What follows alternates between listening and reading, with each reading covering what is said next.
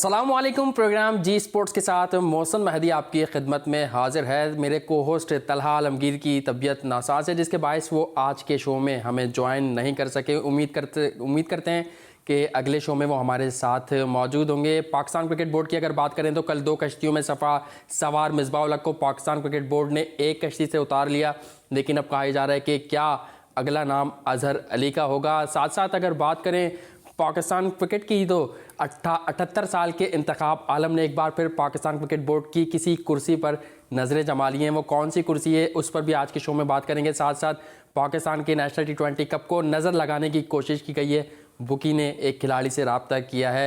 इन तमाम तर मौज़ूआत पर आज के शो में डिस्कस करेंगे, गुफ्तगू करेंगे। लेकिन सबसे पहले चलते हैं अपनी टॉप स्टोरीज़ की जानिब। जिम्बाब्वे क्रिकेट का 5 रुकनी वफ़द पाकिस्तान का दौरा मुकम्मल करने के बाद वापस रवाना हो गया। वफ़द ने पाकिस्तान में इंतजामात को तसल्ली बख्श करार दिया है। मिसबाह उल हक के चीफ सेलेक्टर के ओहदे से इस्तीफे पर साबिक चीफ सेलेक्टर का भी रद्द अमल आ गया। इंज़माम उल हक का कहना था कि बोर्ड में उनको नौकरियां मिल रही हैं जिनका ताल्लुक इंग्लैंड से रहा हो। पाकिस्तान क्रिकेट बोर्ड ने उमर रशीद को हाई परफॉर्मेंस सेंटर का कोऑर्डिनेटर मुकर्रर कर दिया। पीसीबी ने नेशनल T20 कप में एक खिलाड़ी से मुबैना बुकी के राब्ते की तस्दीक कर दी। दूसरी जानब फिक्सिंग की पेशकश करने वाले बुकी को गिरफ्तार कर लिया गया। हैदर अली के 86 रन की इनिंग्स की बदौलत नॉर्दर्न ने बलूचिस्तान को 39 रन से हरा दिया, जबकि नॉर्दर्न ने 14 पॉइंट्स के साथ टेबल पर पहली पोजीशन मजीद मुस्तहकम कर ली। पाकिस्तान में नए क्रिकेट टैलेंट की तलाश के लिए पेशावर ज़ल्मी की कोशिशें जारी। MG ज़ल्मी कैंप के सिलसिले में क्वेटा में नौजवान क्रिकेटर्स के ट्रायल्स और कोचिंग टिप्स। खैबर पख्तूनख्वा के शौकीन क्रिकेट के लिए खुशखबरी, KP के सुपर लीग का आगाज 28 अक्टूबर से होगा। इवेंट में कौमी स्टार समेत अफगानिस्तान क्रिकेट टीम के खिलाड़ी भी एक्शन में दिखाई देंगे। हुकूमती मुदाखलत के बाद जनूबी अफ्रीकी क्रिकेट बोर्ड पर एक मर्तबा फिर पाबंदी की तलवार लटकने लगी। तवील फासलों की वॉक के माहिर शादाब बलोच ने स्लैटर राइट के आलमी रिकॉर्ड को तोड़ने का ऐलान कर दिया। और Pakistan football federation league B division के फाइनल राउंड में हुमा FC को 2-1 से शिकस्त देकर पाकिस्तान प्रीमियर फुटबॉल लीग में जगह बनाने वाली पहली टीम बन गई। जी हाँ, आपने टॉप स्टोरीज़ देखी। इश्यूज़ तो बहुत सारे हैं, लेकिन हमने सोचा कि आज एक डिफरेंट इश्यूज़ से बात करें, उससे शो का आगाज़ करें। जैसा आपने देखा कोयटा में ट्रायल्स हो रहे हैं, तो क्यों ना KPK की बात करें, क्योंकि बहुत सारे हमारे देखने वाले, प्रोग्राम देखने वाले, उनकी फरमाइश थी कि एक खैबर पख्तूनख्वा की क्रिकेट पर प्रोग्राम किया जाए। तो आज हमने वो प्रोग्राम किया और वो एक हमारा ऐसे लिंक निकला कि वहाँ एक लीग हो रही है और पहली बार जो KPK है वहाँ पे इस टाइप की लीग हो रही है, जिसमें पाकिस्तान के कौमी स्टार्स और अफगानिस्तान के भी कौमी प्लेयर्स जो कि बड़े नाम होंगे वो सारे वहाँ खेलेंगे। और ये लीग कराने वाले कोई और नहीं, पाकिस्तान का एक बड़ा नाम है। वो बड़ा नाम जो पाकिस्तान की जानिब से टेस्ट क्रिकेट भी खेल चुका है और उनके भाई अपनी बॉलिंग से दुनिया भर में अपना नाम बना रहे हैं, पाकिस्तान का नाम रोशन कर रहे हैं। चाहे वो लीग क्रिकेट हो, पाकिस्तान टीम की जो कौमी टीम है उसमें हो, या फिर नेशनल T20 कप की बात की जाए तो उनके भाई अपना नाम बनाने में मसरूफ़ हैं। मैं बात कर रहा हूँ साबिक टेस्ट क्रिकेटर रियाज आफरीदी की। रियाज, आपको वेलकम करूँगा शो में। थैंक यू सो मच भाईजान, कैसे हैं आप? ठीक? बिल्कुल, मैं बिल्कुल ठीक ठाक। KPK के हवाले से आज हमने अपने शो का आगाज़ किया आवाम की फरमाइश पे। तो सबसे पहले लीग के हवाले से आपसे जानना चाहेंगे, कैसे ख्याल आया इतनी बड़ी लीग कराने का, जो कि पहली बार KPK में होने जा रही है? एक्चुअली KPK में ना, अगर आप देख ले तो KPK में जो स्पेशली हमारे इतना बड़ा इवेंट हो रहा है, PSL जो हो रहा है, तो KP में मैचेस नहीं हो रहे हैं ज़्यादातर PSL के, जो पाकिस्तान में शुरू हो गए। तो मैंने एक आइडिया लिया, दोस्त से मशवरा किया, तो मेरा आइडिया ये आ गया कि चलो मैं एक ऐसी लीग बनाऊं कि ये फर्स्ट टाइम होगा KPK में कि खुद टेस्ट क्रिकेटर ऑर्गेनाइज कर रहे हैं इस टूर्नामेंट को।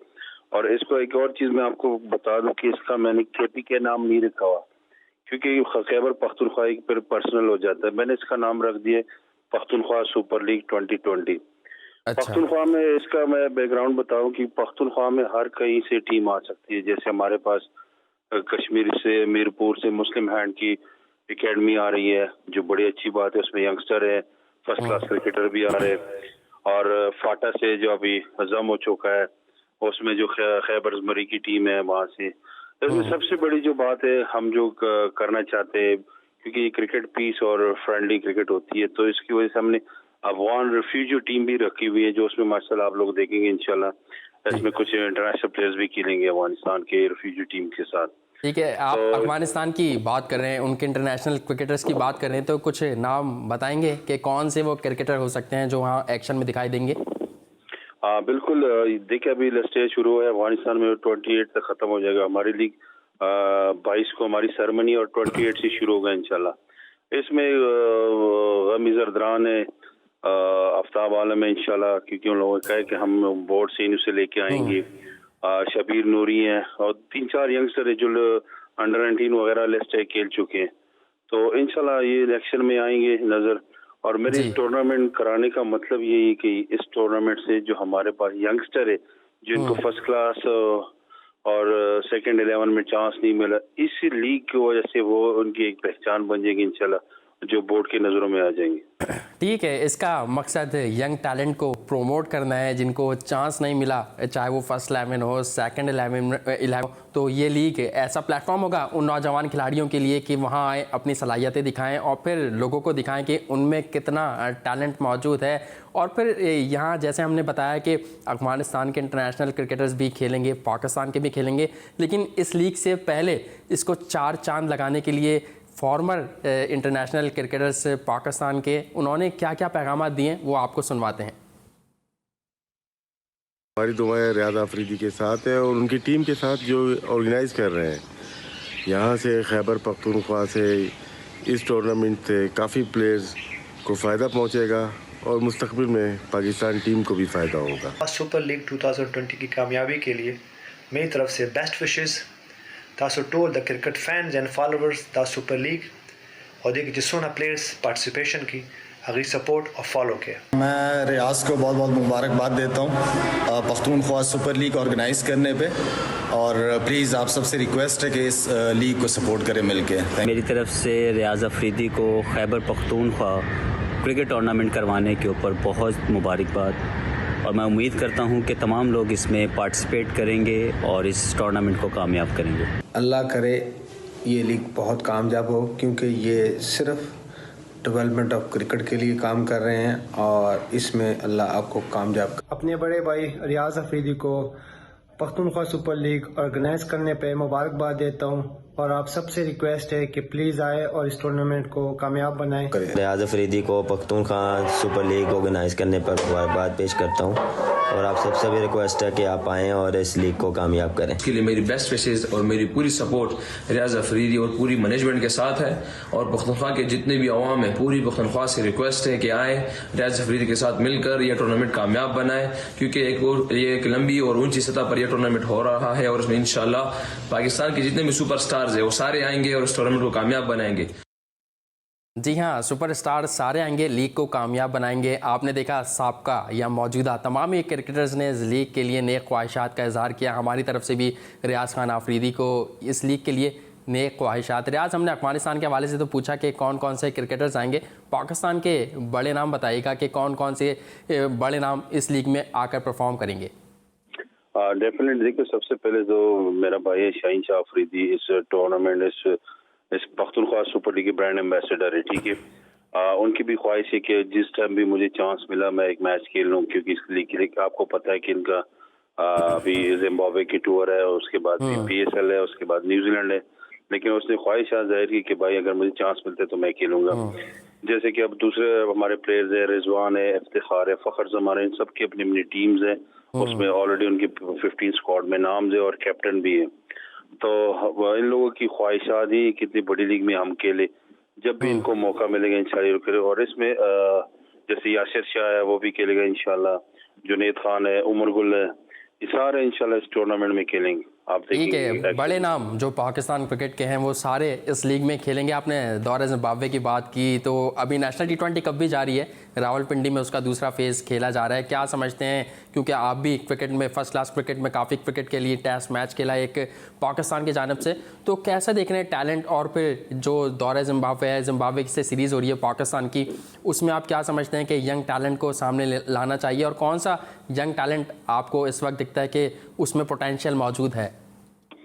देखिए सबसे पहले खुशहाल बात तो ये कि हमारे पाकिस्तान में क्रिकेट वापस आई है, जो एक बड़ा यंगस्टर के लिए बहुत बड़ा चांस है।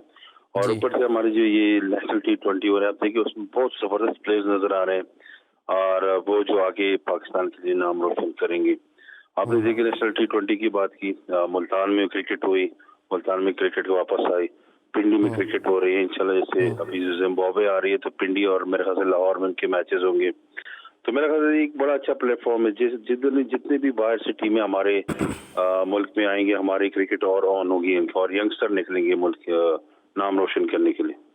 ठीक है, मुल्क का नाम रोशन होगा। शाहिन शाह अफरीदी आपके छोटे भाई हैं, तो मैं जानना चाहूँगा कि आप पाकिस्तान क्रिकेट का, क्योंकि आप भी एक बॉलर रहे हैं, तो पाकिस्तान क्रिकेट टीम के अगर बॉलिंग अटैक की बात की जाए, कैसा दिखते हैं आप कौमी टीम के बॉलिंग अटैक को?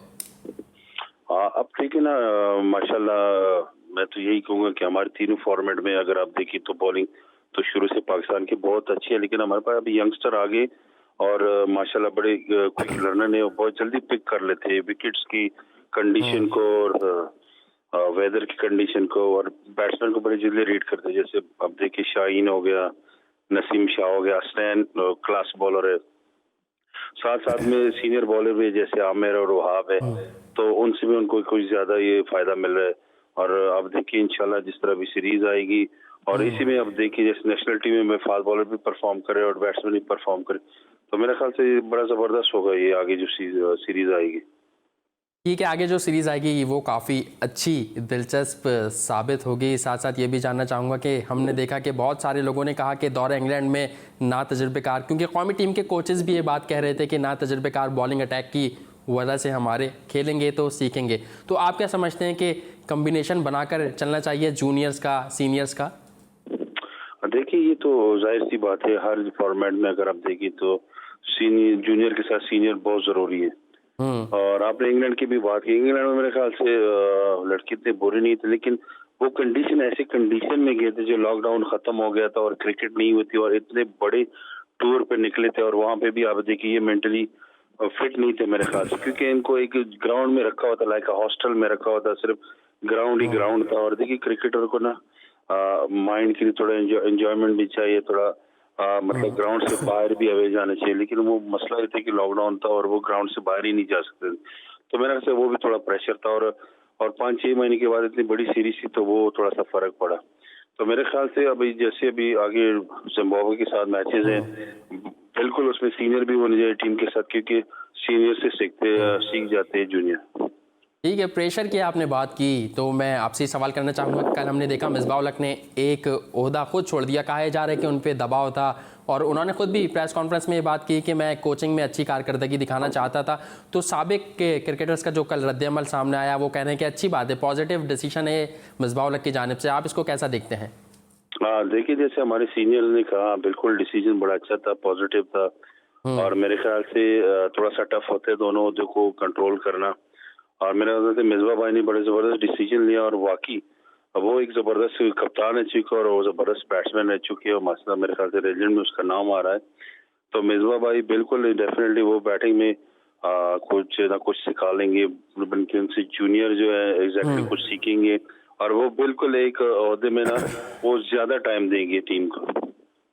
सही, जूनियर से सीखेंगे। साथ साथ जैसे आपने हमारी टॉप स्टोरीज में भी ये देखा होगा, सुना होगा कि अब मिसबाह उल हक ने जो एक ओहदा छोड़ा था, वो बातें ये की जा रही हैं कि मिसबाह उल हक के बाद अजहर अली की बारी है। क्या समझते हैं कि अगर अजहर अली को वापस लाएं तो फिर मौका दिया जाए, अगर वो परफॉर्म नहीं कर पाए इंग्लैंड में तो हो सकता है कि आगे परफॉर्म कर सकें? क्या कहेंगे अजहर अली के हवाले से, क्योंकि बहुत सारे लोग ये कह रहे हैं कि मिसबाह उल हक के बाद अब अजहर अली की बारी है कि उनकी विकेट गिर सकती है?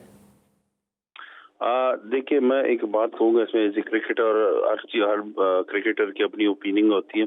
मेरे ख्याल से देखिए ना, अगर अजहर अली की जगह कोई बनाने वाला है तो उसको जाहिर से उसको खिला दे, लेकिन अजहर अली ऐसे बैट्समैन है कि आपको मुश्किल टाइम में निकाल सकते हैं टेस्ट मैच में स्पेशली। तो मेरे ख्याल से अजहर अली इतनी बुरी नहीं और उनको परफॉर्म करना चाहिए। मोस्ट सीनियर प्लेयर्स है टीम में और जिस तरह आप कह सकते हैं कि टीम के बैकबोन हो सकते हैं, तो मेरे ख्याल से परफॉर्म करना चाहिए। और जाहिर सी बात है, अगर आप परफॉर्मेंस 3-4 सीरीज में नहीं करते तो फिर वो उनको रेस्ट भी करा सकते हैं।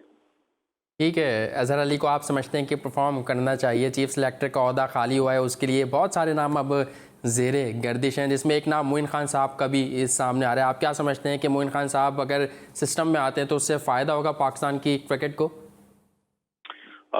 देखिए, मोइन भाई ने पहले भी ये किया हुआ है और मैनेजमेंट में भी रहे हैं, कोचिंग में भी रहे हैं, सिलेक्शन में भी रहे हैं।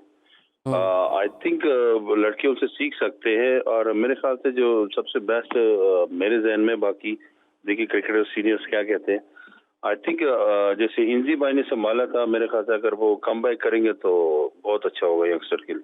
ठीक है, आप समझते हैं कि इंजमामुल हक को कम बैक करना चाहिए, जो साबिक चीफ सेलेक्टर रह चुके हैं? मोइन खान के हवाले से हमने बात की, हमने देखा नेशनल T20 कप में मोइन खान के साहबजादे के चर्चे हो रहे हैं। जिस तरह कल उन्होंने नॉर्दर्न के खिलाफ परफॉर्म किया, 200 के स्ट्राइक रेट से वो खेले। क्या कहते हैं उनके फ्यूचर के हवाले से कि आज़म खान, क्योंकि बहुत सारे लोग कह रहे हैं कि टैलेंट तो है, स्किल्स तो हैं, लेकिन फिटनेस पे उनको काम करना पड़ेगा अपनी।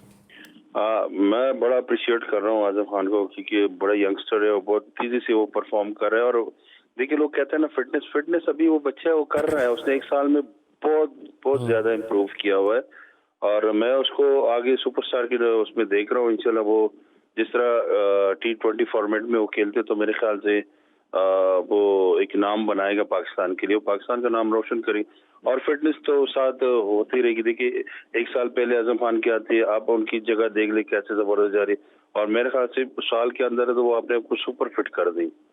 ठीक है, साल के अंदर सुपर फिट कर दिया उन्होंने ख़ुद को। और मैं ये भी आपसे बात करना चाहूँगा कि फ़िटनेस के हवाले से बात होती है तो हर 3 महीने बाद पाकिस्तान क्रिकेट बोर्ड खिलाड़ियों का फ़िटनेस टेस्ट लेता है, क्योंकि अब पिछले दौर की बनिस्बत फ़िटनेस पर ज़्यादा तवज्जो दे रहा है पाकिस्तान क्रिकेट बोर्ड। मिसबाह उल हक ने भी कहा कि हम कोई समझौता नहीं करेंगे। तो आप क्या कहेंगे, ये तरीक़ेकार सही है?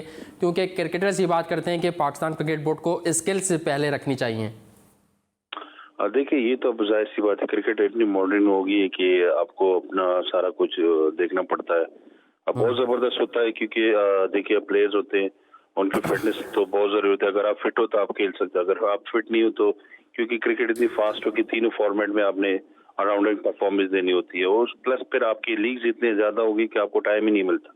तो फिटनेस बहुत मस्ट है और ये ज़रूरी है कि 3 महीने के बाद एक टेस्ट होना चाहिए। ठीक है, मॉडर्न डे क्रिकेट में फिटनेस बहुत ज़रूरी है। हमने आज़म खान के हवाले से बात की, वो विकेट कीपिंग भी करते हैं। अब हमने देखा है कि विकेट कीपर्स की भी बहुत सारी लॉट पाकिस्तान इस नेशनल T20 कप में देखने को मिली। तो आप क्या देखते हैं? मोहम्मद रिजवान भी परफॉर्म कर रहे हैं, कामरान अकमल भी परफॉर्म कर रहे हैं, ज़िशान अशरफ ने भी थोड़ा बहुत परफॉर्म किया, और फिर सरफराज अहमद की भी अगर बात करें तो उन्होंने भी 1-2 मैचों में परफॉर्म किया। आप क्या समझते हैं कि कौन सा विकेट कीपर पाकिस्तान टीम के लिए कारआमद साबित होगा और किस फॉर्मेट में? देखिए, मेरी नज़र में तो मेरे ख्याल से 3 प्लेयर्स है। एक तो यंगस्टर है राहील का, अगर मैं नाम लूँ तो वर्ल्ड कप के वो कप्तान भी रह चुके हैं। देखिए, 3 फॉर्मेट है, 3 फॉर्मेट में हमारे कीपर्स ऐड हो सकते हैं। जैसे सरफराज है, सरफराज मासा बहुत सीनियर है, आपको चैंपियन कराया है सरफराज ने चैंपियन लीग में। तो मेरे ख्याल से अगर मेरी ओपिनियन होगी तो मैं उसको टेस्ट में से कीपर रखूंगा, और रिजवान जो होगा वनडे के लिए जबरदस्त रहेगा और T20 के लिए, और राहील बैकअप के लिए बहुत जबरदस्त है। अगर किसी टाइम भी कुछ भी हो सकता है तो राहील शॉर्ट फॉर्मेट में वो बैकअप कर सकता है रिजवान। ठीक है रियाज आफरीदी साहब, आपने अपना पॉइंट ऑफ व्यू दिया, शुक्रिया अदा करना चाहेंगे रियाज खान आफरीदी का विकेट कीपिंग के हवाले से। उन्होंने 3 नाम दिए और उनका यही कहना था कि तीनों फॉर्मेट में तीनों अलग अलग wicket keeper Pakistan cricket team में होने चाहिए। कहीं मत जाइए, डिस्कशन को मजीद आगे बढ़ाएंगे, मिसबाह उल हक के टॉपिक पे बात करेंगे, अजहर अली के हवाले से बात करेंगे। देखते रहिए जी स्पोर्ट्स।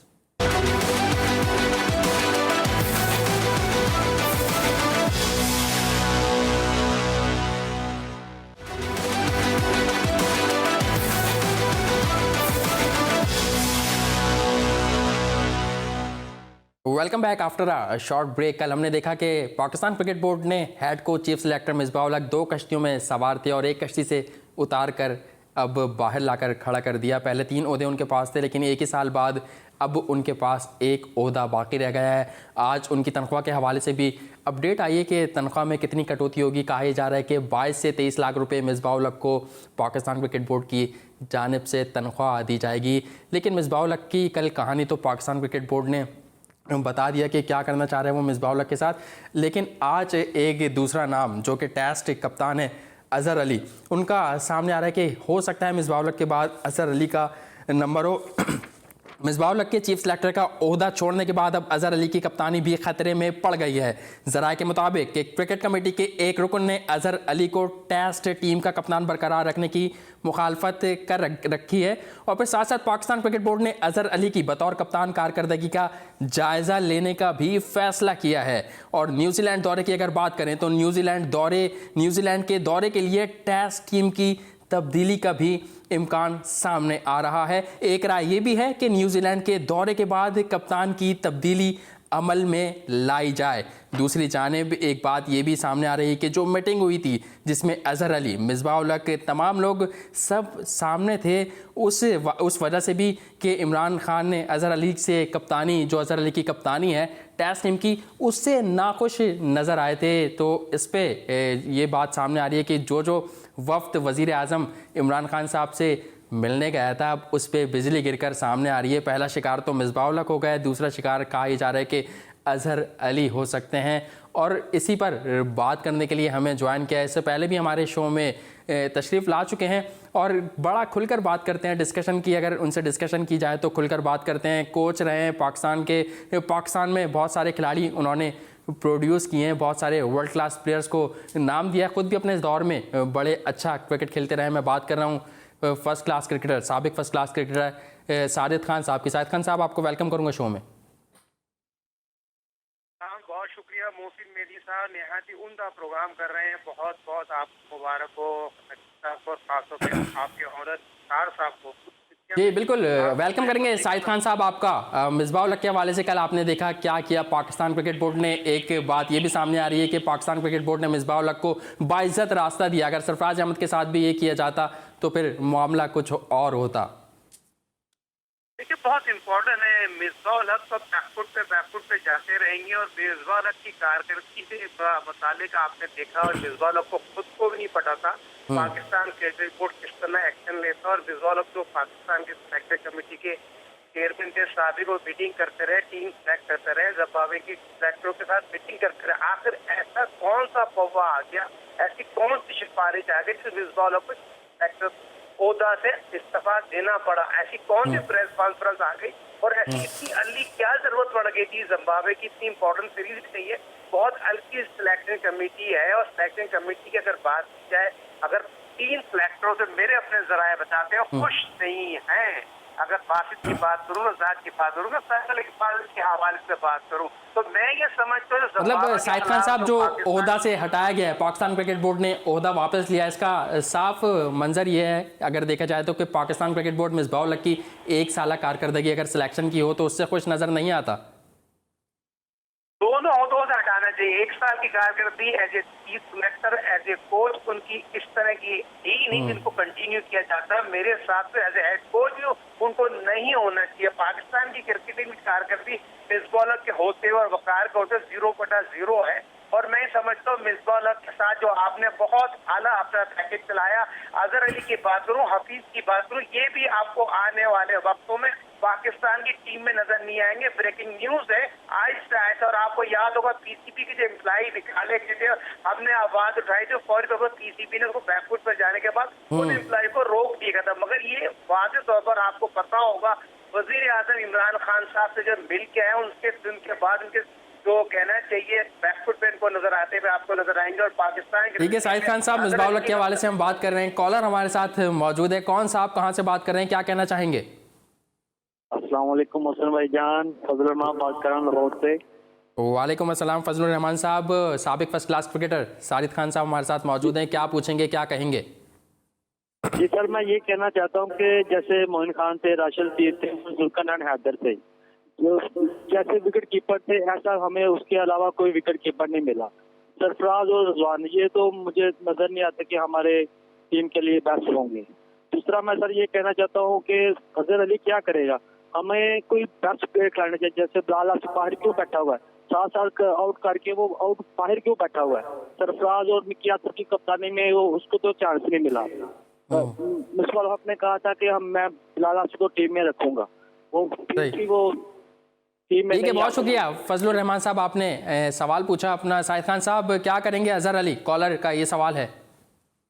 अजहर अली कुछ नहीं करेंगे। अजहर अली टेस्ट के कप्तान नहीं रहेंगे और पाकिस्तान ये तो नहीं है वो कमेंट्री करते रह जाएंगे जैसा भी कर रहे हैं नेशनल T20 कप में। आपकी बात है सही है, ऐसे कमेंट्री नजर आएंगे, कमेंट्री करते हुए नजर आएंगे। मगर देखिए बात बहुत इंपॉर्टेंट बात हो रही है, आपने बहुत इंपॉर्टेंट मौजूद चुना है। मिसबाह का मुस्तकिल पाकिस्तान में तारीख बन जाएगा और उनकी कोचिंग उस तरह की नहीं है। पाकिस्तान क्रिकेट में उनकी कोचिंग की भी जरूरत नहीं है और जो ओहदे के अहल थे उन्होंने खुद ही वो ओहदा छोड़ दिया। मेरे हिसाब से किस सेक्टर ज्यादा बेहतर हो सकते थे, कोचिंग तो उनके 0/0 है।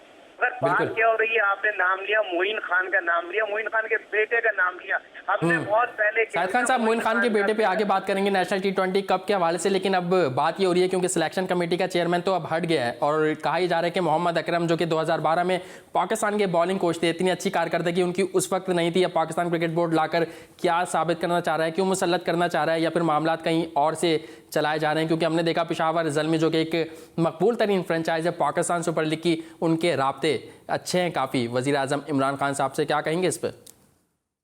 बहुत प्यारा एंकर बन गए, बड़े एंकर बन गए, बड़े प्यार से आपने बात भी कहती है, बात कलवा भी थी। जावेद आफरीदी बहुत करीब है इमरान खान साहब के और जावेद आफरीदी के पेशावर ज़ल्मी के बहुत इंपॉर्टेंट मोहम्मद अकरम हाजी मोहम्मद अकरम करीब है। तो आपने नाम ले लिया मोहम्मद अकरम, जो पाकिस्तान क्रिकेट बोर्ड चाह रही है चीफ सेलेक्टर लाना। देखिए चीफ सेलेक्टर लाना बहुत इंपॉर्टेंट जिम्मेदारी है और पाकिस्तान ने 2015 में मोइन खान साहब को जिम्मेदारी दी थी। नहीं, आपको लगता है कि मोहम्मद अकरम ये जिम्मेदारी के अहल हैं, संभाल पाएंगे? क्योंकि जो साबिक कप्तान है, जैसे साबिक चीफ सेलेक्टर की अगर बात करूं इंजमामुल हक साहब की, उन्होंने तो इतना बड़ा ये बयान दिया है, बल्कि इंकशाफ किया है कि जो लंदन में काम करके आ चुके हैं, जिनका तजुर्बा इंग्लैंड में काम करने का रहा है, पाकिस्तान क्रिकेट बोर्ड का सेटअप उन्हें अपने सेटअप में लाना चाहता है। देखिए इनजी को तो कोई सेकंड कर नहीं सकता। इनजी हमारे मुल्क के बहुत बड़े नाम है, ऐसे सेक्टर हमने बहुत पहले कहते हैं इनजी चीफ सेक्टर आ रहे हैं, वो पाकिस्तान क्रिकेट बोर्ड उनकी बात की बनी। मगर पाकिस्तान में जब इनजी कोई बात कह रहे थे, वसीम खान साहब जो ना है पाकिस्तान के सीईओ हैं, एहसान मानी की बात उनकी कारकर्दगी है, जिसको चाहते हैं लेके आते लाने की कोशिश करेगा। एलओ की बात की जाए तो मोइन खान और इनजी से चीजें कोई चॉइस नहीं है, मगर मोइन खान को अगर आप चीफ सेलेक्टर लाते हैं तो इनजी को हेड कोच लाए। मैं आपको डंके की चोट पे कहता हूँ बाबर शाहिद खान साहब न्यूजीलैंड सीरीज तो होने दें, कहते हैं कि गरम गरम नहीं खाना चाहिए, मुंह जल जाता है। अभी एक ओहदे से पाकिस्तान क्रिकेट बोर्ड ने मिसबाह उल हक को दस्तबरदार किया है, दूसरे ओहदे से कहा जा रहा है कि इंग्लैंड में अगर कारकर्दगी अच्छी नहीं रही तो फिर मिसबाह उल हक के हेड कोच की जो ओहदा है उस पर भी तलवार लटक सकती है। वक्त हुआ एक ब्रेक का, ब्रेक के बाद जब वापस आएंगे तो कुछ पाकिस्तान डिसेबल क्रिकेट के हवाले से भी बात करेंगे। नेशनल T20 कप में कौन परफॉर्म कर रहा है, टॉप परफॉर्मर सिंध की क्या कारकर्दगी है, सेमीफाइनल में तो पहुंच गई है, लेकिन कम्बिनेशन किसके कहने पर खिलाया जा रहा है, किसको अंदर किसको बाहर किया जा रहा है, इन तमाम तो टॉपिक पे बात करेंगे। कहीं मत जाइए, देखते रहिए जी स्पोर्ट्स।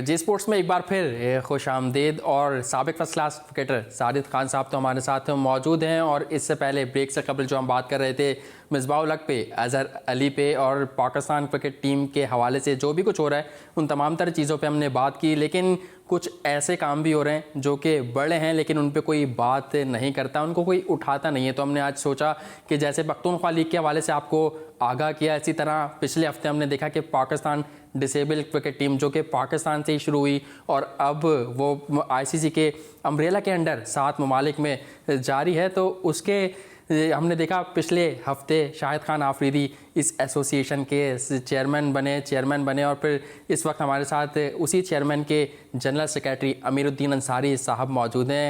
वेलकम करूंगा आपको शो में। Thank you very much.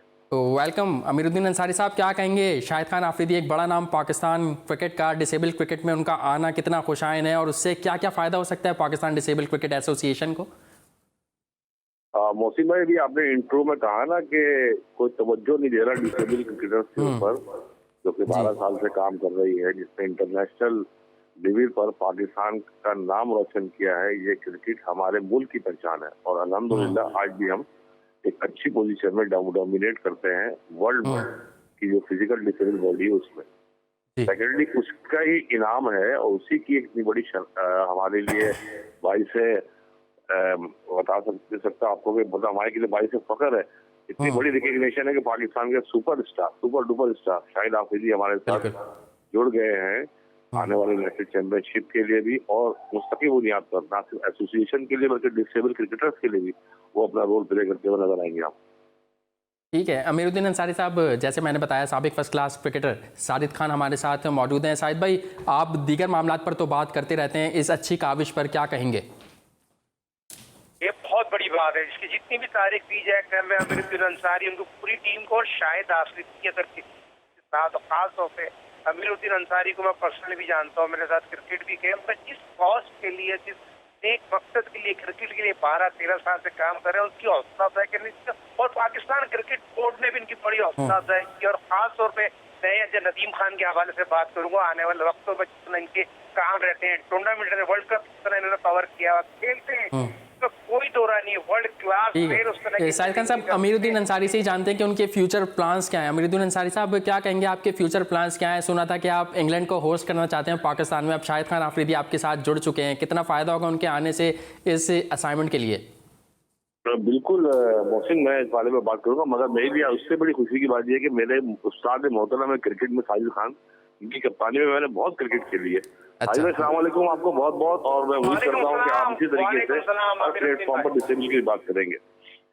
दूसरी बात यह है कि जो इंटरनेशनल एक्टिविटीज है, अल्हम्दुलिल्लाह 7-8 इंटरनेशनल एक्टिविटीज हो चुकी है, दुबई में, बांग्लादेश में, और 2 दफा इंग्लैंड में।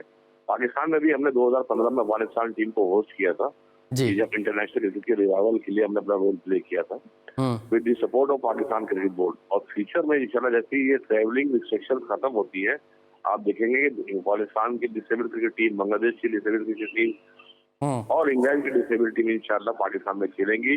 और जो लास्ट वर्ल्ड चैंपियनशिप हुई है, England and West cricket board ने इसको ऑर्गेनाइज किया है, वो Pakistan disabled cricket association Pakistan cricket board के भरपूर ताउन के साथ जो है इंशाल्लाह पाकिस्तान में international disability cricket world series कराएगी, जो इंशाल्लाह आप लोग देखेंगे। बिल्कुल, हमारी उम्मीदें और बेस्ट विशेस आप लोगों के साथ हैं। हमने देखा वज़ीर आज़म इमरान खान साहब जब इक़्तिदार में आए तो लोगों ने कहा कि स्पोर्ट्स के मामलात हल हो जाएंगे, लेकिन आज तमाम ही लोग रोते हुए नज़र आ रहे हैं। आप क्या कहना चाहेंगे डिसेबल क्रिकेट के मामलात को लेकर? कोई मुतालबा, कोई गुजारिश करना चाहेंगे वज़ीर आज़म इमरान खान साहब से? बड़ा अच्छा सवाल किया आपने। मैं आपको बता दूं, नया cricket board, Pakistan cricket board का जब से आया है, इस क्रिकेट बोर्ड ने चेयरमैन एहसान मानी साहब और एमडी वसीम खान साहब, अब तो माशाल्लाह और भी बहुत सारे हमारे क्रिकेट डिसेबल क्रिकेट के साथ काम किए हुए हैं। नदीम खान साहब ने, उन्होंने सिलेक्शन की हमारी टीम की, पाकिस्तान टीम की, नदीम खान साहब ने, और भी लोग हैं जो जुड़े हुए हैं, वो इंकरेज करते हैं। और ये जो आपने इमरान खान की बात की है as a prime minister Pakistan, जो उन्होंने किया है, ये तो बहुत कभी उम्मीद है कि ये जो क्रिकेट बोर्ड ने लास्ट 2 साल से जो हमें जितना फाइनेंशियली और मोरली सपोर्ट किया है, इंकरेज किया है, तो वो शायद पिछले बोर्ड में इतना नहीं हुआ है।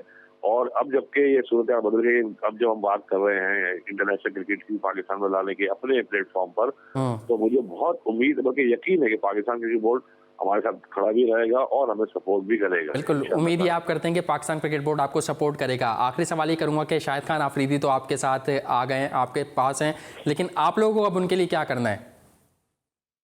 देखिए, बड़ी भारी जिम्मेदारी है और बहुत सबसे अहम सवाल किया आपने, बहुत भारी जिम्मेदारी है। हमने तो जो भी 12 साल से डिसेबल क्रिकेट को जिसने इंट्रोड्यूस कराया नेशनल लेवल पर, इंटरनेशनल लेवल पर, वो एक हैसियत रखता है, वो तारीख का हिस्सा है। बट अब इंशाल्लाह ताला शाहिद आफरीदी भाई ने अपने स्पीच में भी कहा है, पर्सनली हमसे मीटिंग में भी कहा है कि इस क्रिकेट को इंशाल्लाह एबल क्रिकेट के बराबर लेके जाने की कोशिश करेंगे। तमाम डिसेबल प्लेयर्स और एसोसिएशन को भी वही मकाम मिलेगा जो कि एबल एसोसिएशन को है। तो शाहिद आफरीदी जैसे शख्सियत का हमारे साथ जुड़ जाना इस मौके में मैं बहुत उम्मीद हूँ, इंशाल्लाह बहुत जल्द देखेंगे कि डिसेबल प्लेयर्स और एसोसिएशन को वो जायज मकाम और भरपूर बराबरी का इंशाल्लाह मौका मिलेगा। सही, ठीक है, बहुत शुक्रिया अमीरुद्दीन अंसारी साहब, आपने अपना कीमती वक्त जी स्पोर्ट्स में दिया। हम आगे ये प्लान करेंगे कि किसी दिन शाहिद खान आफरीदी के साथ आप लोगों के स्टूडियो में भरपूर तरीके से प्रोग्राम करें। शाहिद खान साहब, आपकी तरफ आता हूँ, नेशनल T20 कप के हवाले से आप कह रहे थे बात करने को। सिंध की टीम की अगर बात करें, हमने देखा सेमीफाइनल में तो टीम पहुँच गई है। कम्बिनेशन किसके कहने पर बनाया जा रहा है? बाहर से अगर इसी तरीके से कम्बिनेशन या टीम बनाई जाएगी फिर रोना होगा। होना है, मिसबाह लोग तो चाहते नहीं असद शफीक भी खेले, खुर्रम मंजूर भी खेले और शफीक खान भी खेले, मगर सिंध की टीम के कप्तान को मैं बात करूंगा। सिंध के कप्तान सरफराज बेबी और टीम ने जिस तरह कप्तानी करी, सिंध की टीम की कारकर्दगी आपके सामने था, जिस तरह की फील्डिंग का म्यार था, मगर कप्तानी जो फ्रंट से लीड की है ना सरफराज ने, और गिरते हुए सेमीफाइनल में लेके आए, सेमीफाइनल भी जीतेगी और फाइनल भी जीतेगी। ये सिंध की कारकर्दगी पर ऑफ लीडिंग, और ये ऐसे नहीं हो गया है, ये पूरी टीम जैल थी सरफराज के साथ आजम खान पावर हिटर, जिससे पाकिस्तान के लिए एक नया प्लेयर मिला है। पाकिस्तान के लिए बात की जाए, एहसान खान की बात की जाए, तो ये तमाम खिलाड़ियों को सरफराज ने मोटिवेट किया। और ईशान अजीज की मैं बात करूँ, बहुत टैलेंटेड 3 प्लेयर पाकिस्तान के फीचर के आपके पास मौजूद है, मगर इस सिंध की कारकर्दगी में जिस तरह सरफराज। ठीक है साहिद खान साहब, सिंध टीम के हवाले से, नेशनल T20 कप के हवाले से आपने रोशनी डाली, अपना तज्जिया दिया, बहुत शुक्रिया अदा करना चाहूँगा। टाइम हमारे पास कम था, वक्त का पता ही नहीं चला कि कैसे गुजरा। यकीनन हमारे नाजरीन को आज का हमारा ये एपिसोड पसंद आया होगा। आपसे एक बार फिर अगले हफ्ते मुलाकात होगी। अपना ख्याल रखिएगा। GTV स्पोर्ट्स और मोहसिन मेहदी को इजाज़त दीजिए। अपना ख्याल रखिएगा। अल्लाह हाफ़िज़।